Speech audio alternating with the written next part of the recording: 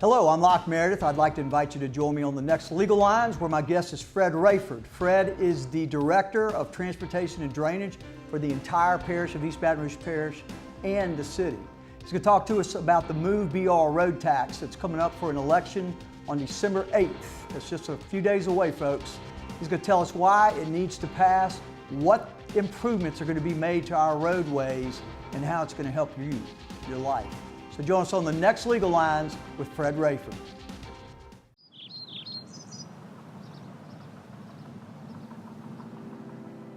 Hello, I'm Locke Meredith. First of all, I want to thank you for considering our firm for help in handling your legal matter. We know what we're doing. We've been around for a long time. We have over 60 years combined legal experience as lawyers. I've been practicing over 30 years, Sean over 25, and I have paralegals and legal secretaries who've worked for me for over 27 years. We've handled about every kind of case you can handle, and we've been very good at it. The bottom line is, it is our goal to be your protector when necessary, advisor, negotiator, and to successfully conclude the litigation for you in a way that is very favorable. Knowledge is power. And the folks who know what they're doing empower you. They enable you to make the right kind of decisions that best serves you. And that's our number one goal, frankly. Our number one ministry is to serve you.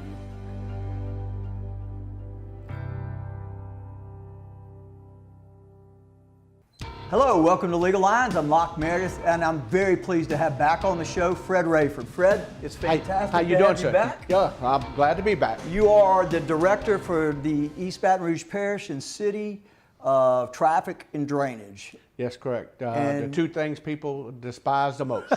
Yeah. And actually, you've been involved as the head of DPW prior to that whole big giant kind of department agency was chopped up into what, 12 different sections? 6 different divisions. 6? Okay. Yes, yeah. And so you're going to talk to us about the MovEBR proposed road tax that Mayor Broome is proposing, and that the Metro Council this time has approved for a vote on December the 8th. Correct. Okay. Tell folks why they should vote for this.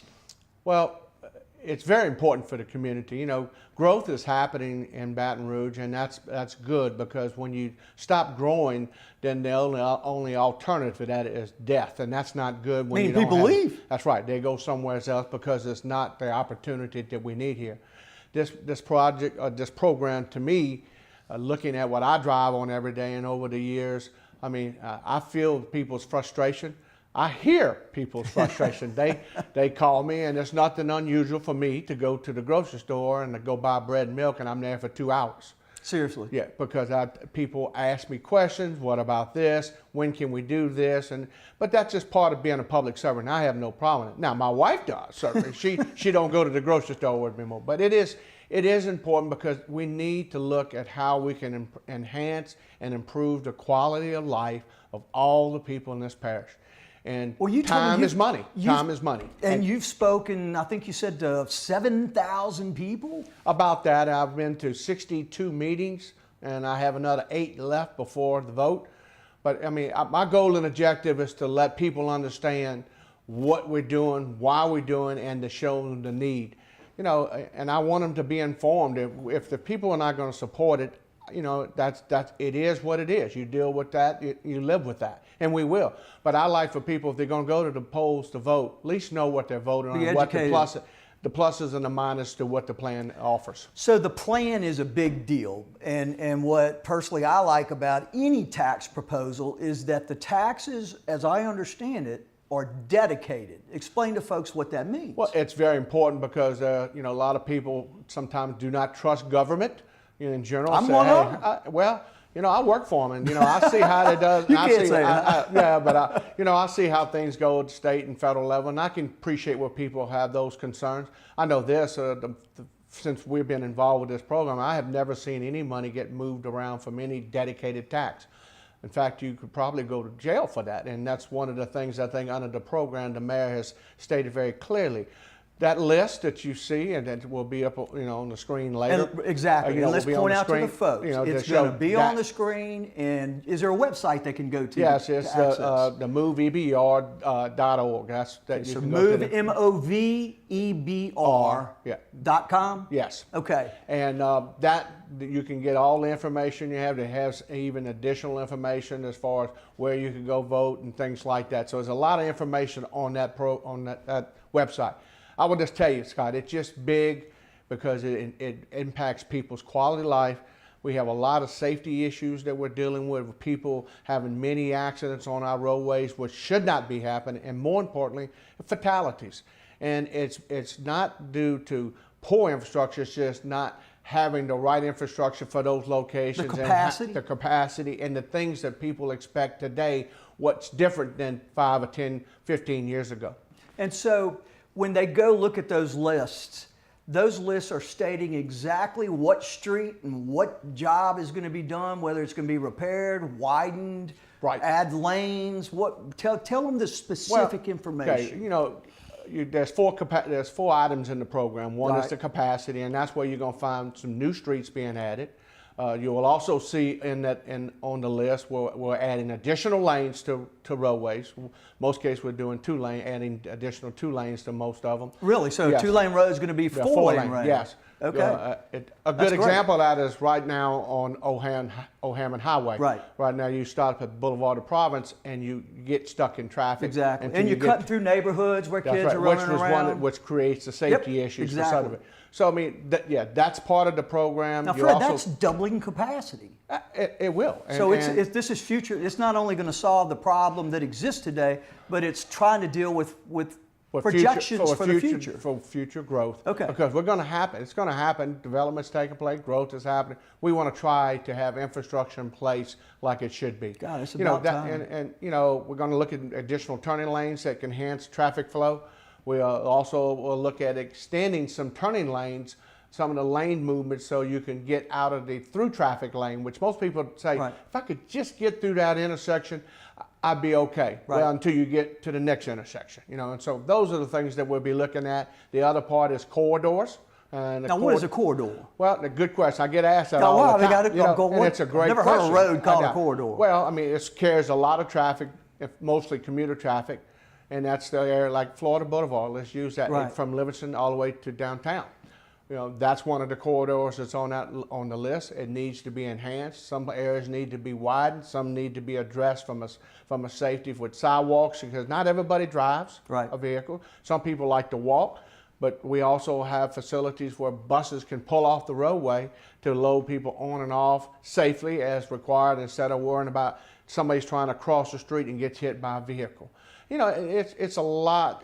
That's one of them to help. When you look at the commuter traffic that comes through Baton Rouge, we are a commuter city, whether you believe it or not. But our own people are the ones also using these roadways, and they should be able to get the benefit also. And I was frankly uneducated on this fact. So 20% of the usage of our roadways and infrastructure and corridors is by folks who don't live in the parish. Oh yeah, absolutely. Because people I think it's 21%. Well, we're projecting the revenue that will be generated from outside the parish will be about 21%, which is about $314 million. So the folks who are using our infrastructure, our roadways, who don't live here and thus usually aren't paying for it, actually going to pay for it because it's set up as a tax. But we'll talk about that on the next segment. So you're going to deal with the roadways, interstate. What about the interstate? Well, the interstate, we already involved with DOTD, and we have already committed some of our federal dollars toward trying to enhance the improvements on the interstate to move traffic through that one area, the one lane downtown. Right. That has been talked about for 100 years. At least it seems like it, especially when people remind you of that every day. But that commitment's done. We got the enhancements that we're looking at, because a lot of people said, and it's, now define enhancements. Okay, and here's what it's more like a sidewalk improvement in residential areas. We're talking about adding them or repairing the existing ones? Okay. Adding these areas where people have, in many locations, have said, I like for my child to walk from my house to the school, but I don't want them walking in the road because it's unsafe. Agreed. Well, we were able to put in sidewalks. We'll also look at trying to do street lighting and also beautification. These are enhancements that people, one of our biggest parts of our program, people were excited about. Everybody wants to have those, and that's one of the things that goals and objectives we think is a very positive aspect also. All right, well tell me how you chose the specific areas where all these improvements, I assume it's about usage, but we'll continue this on the next segment. This is Locke Meredith with Legal Lines, my special guest Fred Raiford, Director of Transportation and Drainage for the City of Baton Rouge and Parish. Be right back.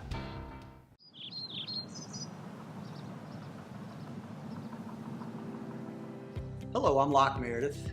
First of all, I want to thank you for considering our firm for help in handling your legal matter. We know what we're doing. We've been around for a long time. We have over 60 years combined legal experience as lawyers. I've been practicing over 30 years, Sean over 25, and I have paralegals and legal secretaries who've worked for me for over 27 years. We've handled about every kind of case you can handle, and we've been very good at it. The bottom line is, it is our goal to be your protector when necessary, advisor, negotiator, and to successfully conclude the litigation for you in a way that is very favorable. Knowledge is power, and the folks who know what they're doing empower you. They enable you to make the right kind of decisions that best serves you. And that's our number one goal, frankly. Our number one ministry is to serve you.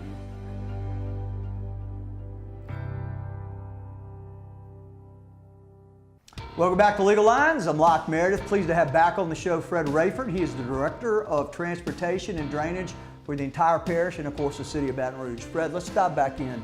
So tell me how you identified the corridors and the roadways that y'all are focusing on. I assume it's based on traffic. Yeah, absolutely. And we look at our traffic counts that we do periodically and actually annually, and we know where the traffic is going, and most of them are some of the major corridors. And what are those? What are the ones that folks are going to go, thank God? Okay, well, one would be Old Hammond Highway, because that's a major roadway that takes you all the way to Jefferson Highway, and we're going to widen it all the way out to Florida Boulevard, which brings you right almost into Livingston Parish. Okay. Those are type of projects that we want to look at. Sherwood Forest? Well, Sherwood Forest, there is, but it's not part of this program. We got some federal dollars. We were going to expand North Sherwood Forest from Choctaw all the way to Greenville Springs Road, and on the road program that you have, it's a new road to expand the North Sherwood Forest all the way to Joel Road at Mickens. What about Choctaw? I think South Choctaw. Well, South Choctaw, from Flannery that goes to the Central Thruway. People in Central need to know, hey, there's another way to go. If we can widen that from a 2-lane to a 4-lane, that gets you to the Central Thruway, which we just recently built. 4-lane that gets them into the central community. A big one is Hooper Road that we're also looking at. Hooper Road that will be from Blackwater all the way to Sullivan. Okay. Currently the state's working on parts of Sullivan right now. So it's called connectivity. It's trying to get people other ways. If there's only one way that they drive, we'd like to provide options. Multiple ways for people to get to and from where they want to go. And you could handle more capacity that way. Yes, and more, just as important, we're going to put in the safety components that are necessary with lighting, and all these projects are going to include sidewalks and also bike lanes. So. All right, and again, all of this information is going to be on the website and the graphics we're going to put up. You start talking about light synchronization. Explain to folks. So most of us know what it is. It's basically, so you don't drive the speed limit, you end up at the next dadgum light and it's red. Well, and that's always been a challenge. And I remember the first time I was here, we started the program and we did a lot of work. But, that was 20 years ago. A lot of things have changed. Has it been that long? Yes. Now, we've done phases, some other phases, and upgraded. But we have over 400 signals that the city's responsible for in this parish. It's very challenging, and most of them are outdated. And the ones that we've been able to upgrade, not all of them are connected to fiber, where we can communicate from one intersection to the other, know what traffic is doing, and see what traffic is doing. So cameras is included? Oh, yes. They will, you have them at locations right now. Right. But when we're finished, we'll have 400, which is pretty much reaches every part of this parish.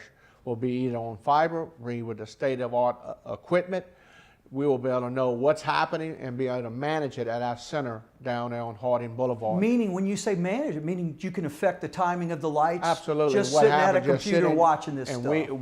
we know we have timing cycles. We know what they need to be. Just like everything else, computers mess up periodically. Right. We will know by alarm that something is a problem. We can make that adjustment very quickly. That's excellent. More importantly, is if it's an accident, say on Florida, and it's starting to back up traffic, we will also be able to provide people who don't have smartphones, say, hey, there's an accident at this location, here's here's a detour route for you to take. So, I mean, the biggest problem we have is the communication aspect, which is the fiber, and that's very much needed in this parish. And I know y'all started that, last year? I know it was a big push on. Yes, sir, and we are going to make sure we finish this out. In fact, as a priority list on this program, that's one of my #1 priorities to do, because there's 2 reasons. Number one, it's very efficient. You can get a big bang for your buck if you get your synchronization the way it should be and move cars through. More importantly, I don't have to do a lot of construction to get it in place. It's more can be done on the control panels. The only thing I would have to look at is putting in actual detectors that pick up the volume of traffic and the speed of traffic that we catch on. But pretty much it'd be a very quick improvement, but more it will provide the data we need, and I think we can enhance traffic flow without making too many improvements at that point. Yes, excellent. Sir. And let's remind folks, Fred, you've been handling these issues for what? You said 38 years? Yeah, I've been involved in public works for over 38 years at different locations, and 29 and a half for Baton Rouge. And I came back. I've been a little over a year. You retired, thought it was done, huh? Yeah, I thought so. But I believe in public service. I'm very passionate about what I do, and I want to be sure that we do the right things. And I will mention to you, Locke, because real world, we're going to have a challenge working on, but people are going to be involved in our process.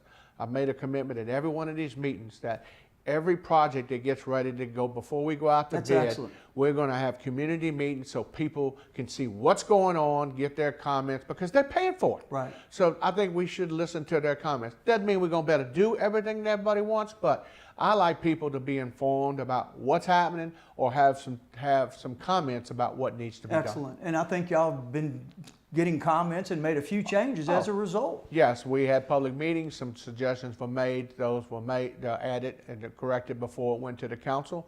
Well, because when the council approve it, that's the list that we're going on. Which can't change. It's got to be done, and that's the way it is. That money's spent that way and no other way. That's no question. Excellent. All right. The enhancements, sidewalks, which we've talked about. The bike paths, I think, is part of that? Well, it is. Well, there are bike lanes that we're looking at, including as part of our programs. People feel unsafe about bikes and stuff like that. Well, we're going to look at ways to enhance the bike mobility, but also allow for cars to be in the area. There are many other cities are doing it. It's not, it's not, earth science where it's, why can't we do it? And that's the way I look. I've been to other places where I see this, and I said, well, why can't we be like that? And we're going to direct it to be that way, and I think people are going to be excited in the community about it. And then there's landscaping. I know the last time any of this kind of stuff was done was the green with Mayor Kip Holden, and that was what year? That was in 2005, when the original plan was proposed. And, to me, we've heard a lot of comments about the green space. 2 things I will look at. We are going to include landscaping in our projects, but more importantly, which a lot of people don't really know, is that, when we build these road improvements, we're going to look at green infrastructure. I want to find ways to retain water on site under the street if we get these rain events, that we're not rushing water off to somebody else's problem and end up having flooding conditions. Other cities do it. That's part of our plan to what I felt like we should do and try to address the overall problem. And given our huge tragedy in 2016, that's an important part of this, the drainage. Yes, it is. And like I said, we're fortunate also that we've probably picked up about $500 million in federal funds to build, to improve the channels and also the Coleman diversion, which will also be happening. Some good news going on. Yes. Thanks to our federal guys and Congressman Graves and our 2 senators. the economic benefit to individuals, the folks who are actually having to use these congested roadways, and then to the city and parish in a whole. Explain to folks what that's going to be. I always like when people ask me that, because when they call or see me at the store, they say, it took me for this long. I said, well, what if I told you I could save you 10 minutes? Would that be important to you? And they said, yes. Well, time is money. That's right. You know, no matter what you do. And so we'll look at that and see what we need to do. I'll get some more detail. We'll continue it on the next segment. This is Locke Meredith with Legal Lines. Fred Raiford, Director of Transportation and Drainage. We'll be right back.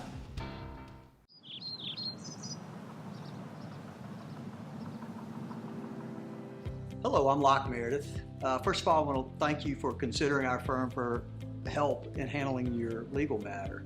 We know what we're doing. We've been around for a long time. We have over 60 years combined legal experience as lawyers. I've been practicing over 30 years, Sean over 25, and I have paralegals and legal secretaries who've worked for me for over 27 years. We've handled about every kind of case you can handle, and we've been very good at it. The bottom line is, it is our goal to be your protector when necessary, advisor, negotiator, and to successfully conclude the litigation for you in a way that is very favorable. Knowledge is power, and the folks who know what they're doing empower you. They enable you to make the right kind of decisions that best serves you. And that's our number one goal, frankly. Our number one ministry is to serve you.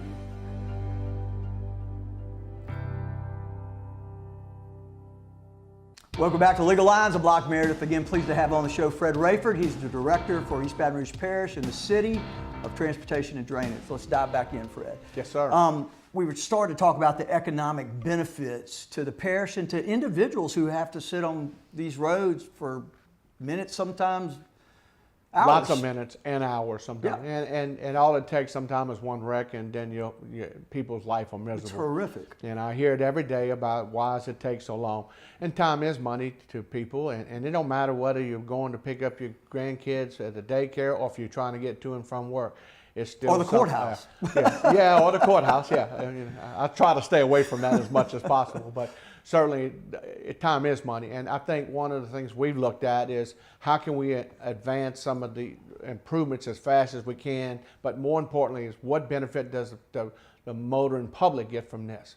And we believe that in most cases by 2032, and maybe before then, but probably by 2032. And the reason you're saying that is because this could take 15 to 20 years to get implement everything pretty much in place, okay, where you're going to really see the big benefits. You'll see it phase in various times in various years, but I will tell you that right now most people spend, you could probably save about 4.6 million hours in the community, not one individual, right, but in a community of less time on the roadway.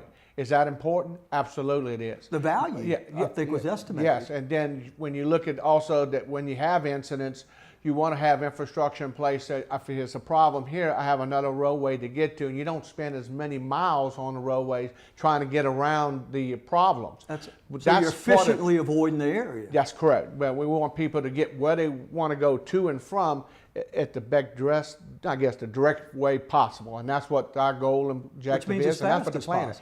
And and when you look, I read $111 million is the value of people getting wherever they want to go. That's right. By 2032, and this information was provided from an economist from LSU, Dr. Barnes, Stephen Barnes, and he prepared this but looking at our models, and some people thought he was underestimated, but I think that's a lot of time when you think about it. Well, it's good news. It's just going to take a while. This isn't going to happen immediately. I wish we could do it quicker, but it took us 20, 30 years to get to this point, and it's going to take a while to get out of this. Yeah, but I think we're at least moving in the right direction. I think there's a big benefit because I still see, and I see it every day when I watch people drive all the time. They're very frustrated, and that's what creates your safety issues, number one, and then number two, when you end up having the fatalities or accidents, and we're trying to minimize those too. And I understand our businesses are big time in support of this, and in fact, some of them have put their money where their mouth is, like Mr. Bernhard and Mr. Mike Wampole. Right, and then we've had the Baton Rouge Area Chamber that's also supported the crisis group that handles a lot of the traffic throughout the region. So they've supported us. We've had Board of Realtors have supported us in regards to the program. I mean, I think the more meetings we go to, we at least get the information out. And that's the most important thing, Locke, that I see, is to at least get people the information so they can make a decision. And in fact, Mr. Bernhardt, I think last year or something, I remember reading, and who again was the head of Shaw, which is a billion-dollar company, as I recall, or certainly in the hundreds of millions. Yeah. He said, we're not going to attract new businesses to come here and families to move here because we've got some issues we got to deal with them, and traffic is a big issue. It's one of the biggest, and that's what we hear about the most is our infrastructure. And if we're going to still have growth and we want to have proper growth, you need to have the right infrastructure in place, and that was one of the goals and objectives of this All plan. right, let's shift gears, Yes, because everybody's going, okay, how much is this going to cost? What are you asking me to pay? How long am I going to pay it? Why should we do this now? Okay, well, first off, it's a half-cent sales tax, which, like as you mentioned, everybody will pay that. So let's point the difference, because last year it was proposed as a property tax where That's not correct. everybody was paying it. This year it's a sales tax where everybody pays it if they buy something in East Baton Rouge Parish. That's correct, and the only difference is that food and drugs and utilities are exempt, and that's important, but particularly for people on fixed income. Right, so no sales tax on Right. food, drugs, and utilities. Yeah, that's All right. correct. So when you look at that perspective, you try to figure out how that's going to be a benefit for everybody. Well, I guess the biggest thing from my perspective is when you look at the economic aspect, time is money, number one, which we talked about. But I think if we're using as many federal dollars and state dollars to go to the program. $200 million that have been committed to that, and we also believe that we'll get additional. In fact, we didn't count on the recent $20 million we got from the feds on the PQ lane, which just was done about a month and a half ago. The other thing that you pointed out was that 20%, we talked about it in the first session, 20% of folks. 21% of the tax is going to be paid by people who use our roadways every day and that live in another parish. And to me, if you use our roadways, you should be ready to commit. And that's what's going to happen. We believe that. We have a lot of people who spend a lot of money here in our parish, not just our residents. And that'll be a big benefit for us. So the way that this is going to be financed, as I understand, is using a bond issuance, which is basically borrowing the money, right? That's correct. The program is set up to be 30 years. We are going to bond. There will probably be at least three bond sales over that period of time. Now point out, Fred, why this is the time to do it, because we know interest rates are going up. Right, and that was one of the things that we looked at, and they're already starting to edge up, and it's very important for us to get the best rate we can, and right now we still believe that that's very positive to do that. And the credit rating for the city is very well. We're very good. We don't have any problems with that. So we're getting that's it important. cheap as you can. I don't think you're going to get it any cheaper than what we're dealing with at this point. When you borrow money, we're right where we should be in reference to that. It is a 30-year, and people want to know why you have to bond it. Why don't you do pay as you go? Well, you don't get a lot of projects done. And if you bond it, we can make these projects move a lot faster, get the construction underway quicker. And to me, if I'm going to pay a tax, I want to see something happen. I want to see the road improvements get done, and I don't want to hear excuses. And that's what our goal and objective will be. So I'm glad to hear that is the state putting any money? You said federal money? There are funds that have already been committed to the state, and there will be additional funds that will come at a little later date that we need on some of our projects. Okay, and so the election is on December the 8th. Yes. Which is not this week, but next week. Yes, sir. The following, what, Monday or Tuesday? It's a Saturday. Saturday, okay. I know early voting is going to be over, and this is a majority vote. That's correct. And everybody votes in the parish this time, right? Yes, and if you're a registered voter, we would hope that you come to the poll to vote. Somebody asked me the other day, said, "What areas are you trying to get?" I said, "The entire parish." I believe it's a parish-wide tax. It's parish-wide improvements. Well, that's an important point, because that was my next question. Yeah, it's parish-wide meaning improvements. north, south, east, west, everybody's having improvements. And you got the central area of the parish has also had some corridor improvements. So everybody's involved in this process, and it's very important for the quality of life of people who live here today. But just as important, which a lot of people don't think about, what's going to be for our kids in the future. And this enables folks to make decisions in the future and the children. Fred, thank you very much. Yes, absolutely. I appreciate the opportunity always. You know that. Folks, you need more information, go to the website. This is Locke Meredith with Fred Raiford, Director of Transportation and Drainage for the City of East Baton Rouge Parish. See you next time.